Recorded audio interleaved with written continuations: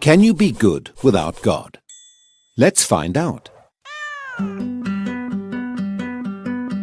Absolutely astounding. There you have it. Undeniable proof that you can be good without believing in God. But wait, the question isn't, can you be good without believing in God? The question is, can you be good without God? See, here's the problem. If there is no God, what basis remains for objective good or bad, right or wrong? If God does not exist, objective moral values do not exist. And here's why. Without some objective reference point, we have no way of saying that something is really up or down. God's nature provides an objective reference point for moral values.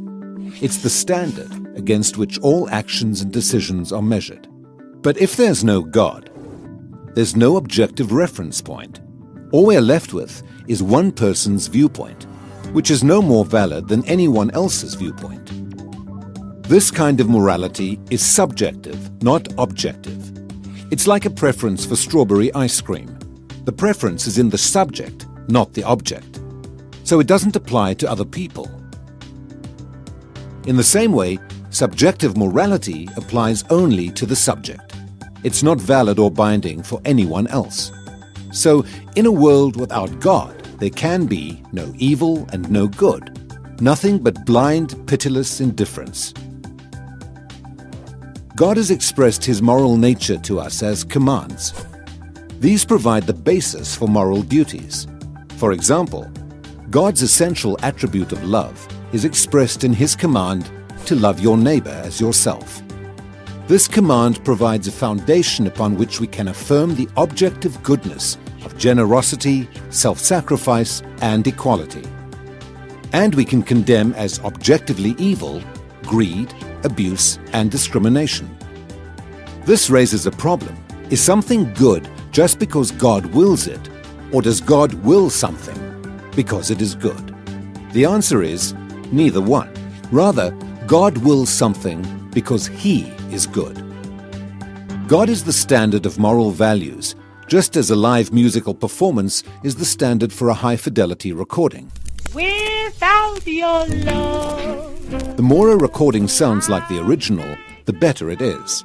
Likewise, the more closely a moral action conforms to God's nature, the better it is. But if atheism is true, there is no ultimate standard. So there can be no moral obligations or duties. Who or what lays such duties upon us? No one. Remember, for the atheist, humans are just accidents of nature, highly evolved animals. But animals have no moral obligations to one another. When a cat kills a mouse, it hasn't done anything morally wrong. The cat's just being a cat.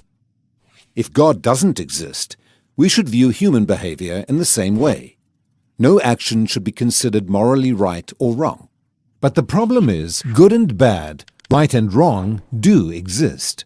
Just as our sense experience convinces us that the physical world is objectively real, our moral experience convinces us that moral values are objectively real.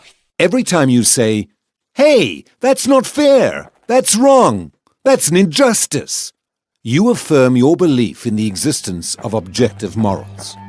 We're well aware that child abuse, racial discrimination, and terrorism are wrong for everybody, always. Is this just a personal preference or opinion? No. The man who says that it is morally acceptable to rape little children is just as mistaken as the man who says 2 + 2 = 5. What all this amounts to, then, is a moral argument for the existence of God. If God does not exist, objective moral values and duties do not exist. But objective moral values and duties do exist. Therefore, God exists. Atheism fails to provide a foundation for the moral reality every one of us experiences every day. In fact, the existence of objective morality points us directly to the existence of God.